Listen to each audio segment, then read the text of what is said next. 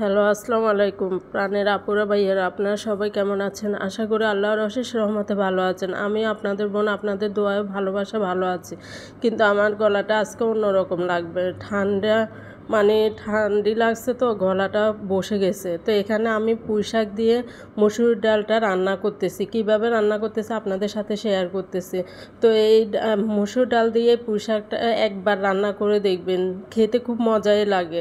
নিরামিষ তরকারি বলতে গেলে মাছ ছাড়াই ডাল দিয়ে রান্না করা।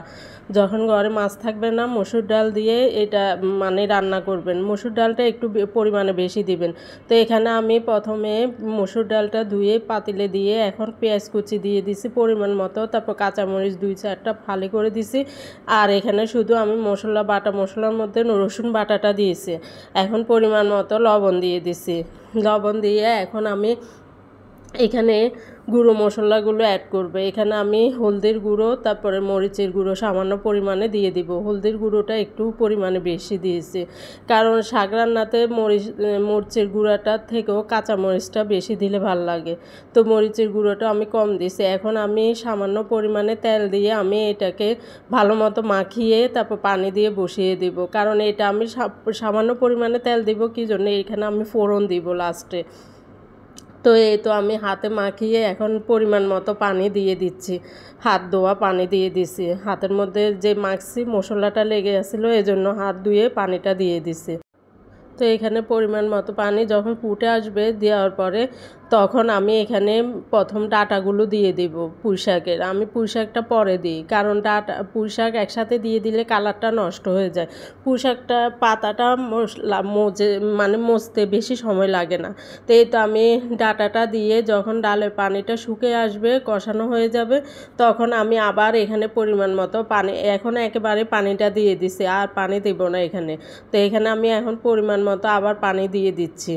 তো পানিটার পরিমাণ এখন কষানো পানি থেকে একটু বেশি পরিমাণে হবে, কারণ ডালটা যখন ফুটে তখন চুলাটা বদ্ধ করে দিলে ঘন হয়ে যায়।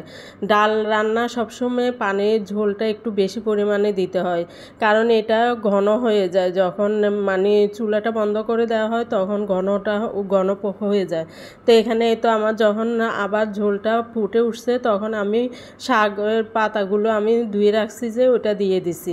এখন ধুয়ে ভালো মতো নেড়ে চেড়ে এখন আমি এটা রেখে দিব। আমি ডাকনা দিই না, ডাকনা ছাড়াই আমি এসে পুঁই শাকটা রান্না করব, কারণ ডাকনা দিলে কালারটা নষ্ট হয়ে যায়।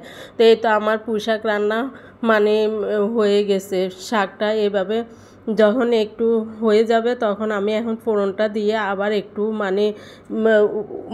ঘন করে নেব। তো এখন আমি ফোড়নটা দিচ্ছি। ফোড়নে আমি কোনো জিরা, তারপর শুকনো মরিচ এগুলো কিছুই দিব না। শুধু আমি পেঁয়াজ কুচি আর রসুন কুচি দিয়েই আমি ফোড়নটা দিব। তো একবার হলো এভাবে আপনারা ট্রাই করে দেখবেন। আমি জানি সবাই এসব রান্না এখন জানে, তারপরও যারা জানে না তাদের জন্য উপকার। ঘরে কোনো মাছ না থাকলে শাকটাকে এভাবে আপনারা একবার হলো রান্না করে দেখবেন, বাচ্চারাও খাবে, অনেক মজা হয় এভাবে। তো এই তো আমার ফোড়নটার কালার চেঞ্জ হয়ে আসছে। এভাবে ব্রাউন কালার হয়ে আসলে তখন আমি এখন শাকের মধ্যে ফোড়নটা দিয়ে দিব।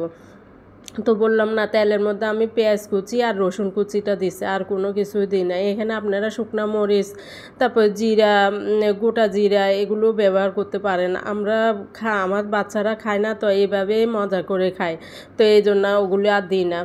তো এই তো আমার পুঁই শাক রান্নাটা হয়ে গেছে। দেখুন কালারটা কি সুন্দর হয়েছে, খেতেও খুব মজা হয়েছে। তো আসসালামু আলাইকুম, আল্লাহ হাফেজ।